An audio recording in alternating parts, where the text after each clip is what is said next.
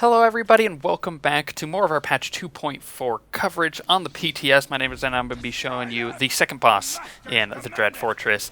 Now this guy hits like a truck and there's a lot of stuff to talk about him, but we have plenty of time because it's a long fight apparently, and in fact it's overtuned a little bit and I'm pretty sure they know that, and I'm pretty sure that'll change. So as always, anything on the PTS is subject to change, so just keep that in mind. The boss himself, he actually has like a prelude to him. You come into this room far to the south, and there's two paths that you could take. You could either go right or left. Either way, they lead you to the same spot, pretty much have the same effect. But you basically have to work your way through it with half of your team and bring down a gate, from what we could tell. And the gate opens up like a mini boss, and then once you defeat him, you're able to actually attack the boss himself. That's just what we saw. We don't know if that's the case. It seemed like we we couldn't actually pull the boss until that mini boss was engaged. I don't know if that's gonna stay in or not, or if it's just like one of those loot chests basically. You get him for comms and stuff, but for the most part that's the trash, and we didn't want to show you it because it seemed unfinished. So what we're showing you instead is just the boss himself. From what you could probably have gathered from yourself thus far, he does a few abilities, and just as a reminder, we come in here without having any idea of what we're doing on purpose, so we can kind of figure it out for ourselves.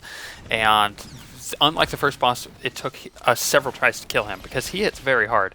But the primary thing that you will see him doing, specifically him, is this like conal AoE thing, and it's a straight line AoE ability that goes. It's a red line right on the ground. What we could determine from what happens with it is whoever gets hit by it first takes all the damage.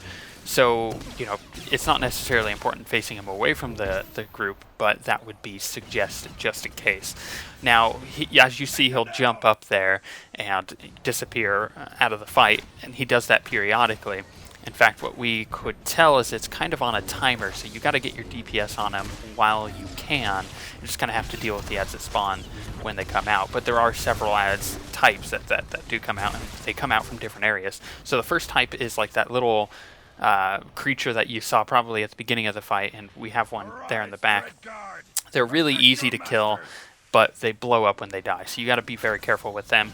And it's just one of those, keep them away from the rest of the group if you're a tank, and just burn them down and kill them as quickly as possible. The second group of ads that come are these type that you see up and to the left. It's basically a group of 3 ads that spawn on the stairs where that group is at right now, and then the exact opposite from the other side of the room. Then one could spawn as you go throughout the fight. It changes, but one will spawn right there at the end of the room, furthest to the south. So at first, those group of ads won't have that middle guy, and I'll talk about him in a second, but it'll just be just a few guys casting lightning, and it's a random target thing. It sucks, but you just burn them down as fast as you can. You always have to make sure you're killing the guy, and there usually is a guy that will be casting Mass Affliction, because that crap hurts as well, so it's going to be pretty stressful on your healers if you're not killing it or interrupting it, which you can do both. So I would suggest interrupting it any chance you get. Now, eventually you get to the point where you see what we just had, which is you get a shield guy in the middle, and then 2 guys casting Mass Affliction. Now it's actually a huge pain in the butt. So the shield guy shields all of the enemies in there, including himself, so they can't take damage unless you're inside of the shield.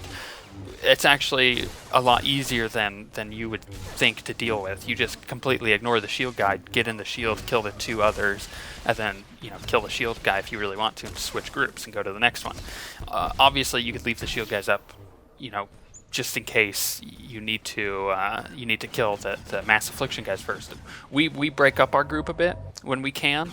That way the tanks are able to interrupt the Mass Afflictions if they need to on another group and stuff like that. So that's just what's going on with those ads.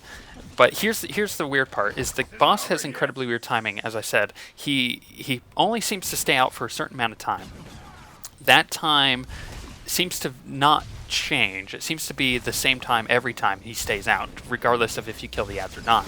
So you want to get your DPS on him when you can. At least that's what we found out.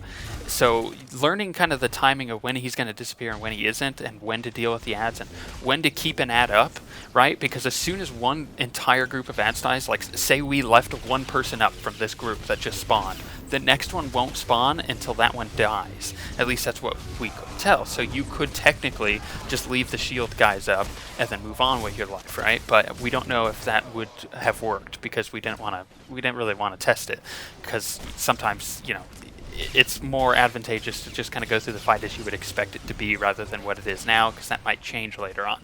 So we just kill the shield guys anyway since we have nothing else to do, expecting it maybe the boss is also tied to those. If there's one of those up, maybe he won't come out. The last group of ads that'll come that you really have to worry for are these two. As you see, they'll do like a cone AoE. It can be interrupted. Actually, anything that these guys cast can be interrupted, but as a rule of thumb, just keep them pointed away from the group. And then there's one last other guy. I know there's a lot of ads to talk about here. There's one last other guy that's it's not nearly as important, but he'll do a knockback, and you probably saw me getting knocked back earlier, and it really sucks. Can be interrupted if you're quick enough. Otherwise, just keep your back against the wall for your tank, and if you're a DPS, don't be facing yourself super duper far away.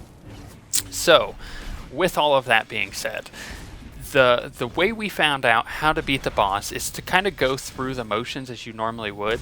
If you had like one extra ad up and the boss was still up, you know, what we did is everybody would focus on the boss, get your DPS in as you can, and then when the boss disappears, then you would kill that one ad and continue with the ad progression there.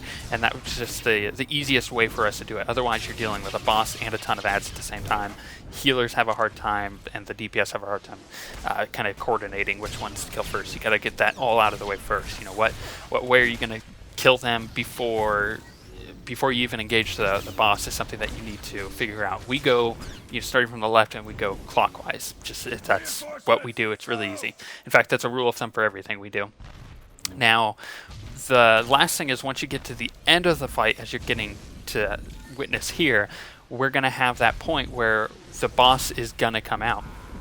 Now, what we were able to determine is the boss actually comes out super late in the process. We're thinking to ourselves, just put you in the footsteps of where we're at. We're thinking to ourselves right now, like, okay, let's leave one of these guys up, hopefully, and maybe when the boss comes out, we'll just be able to burn them down. Because in our experience, if you burn through this group and then the boss comes out, once this group is dead, what happens is those two big guys with the huge AoE cones also spawn as well. So you get two more of those suckers, and that is just painful. You don't want that. So what we're doing here is we're like, okay, let's burn down the shield guy. We'll move over to the other one, and maybe the boss won't come out, because the boss hasn't been out in a while for us, so we're a little concerned here.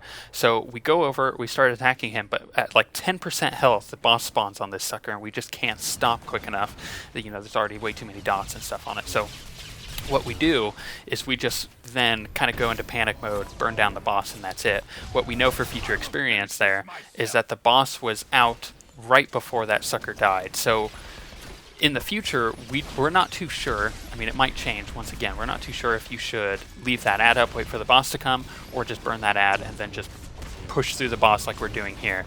As you see, he's super low. The DPS can easily kill him down before all of us die. I mean, this is very easily, could be, I guess, shown as an enrage mechanic without having an enrage. But this is on story mode. This is actually quite a difficult fight. This is the most difficult fight in here, so they're going to be doing some tuning on it. I'm 100% certain of that. And if they make any significant changes, like I said, we'll come back, we'll show you guys what the new fight will be like. But I'm kind of excited for the hard mode mechanics, because this fight so far requires a lot of coordination. That's stuff that we like to do.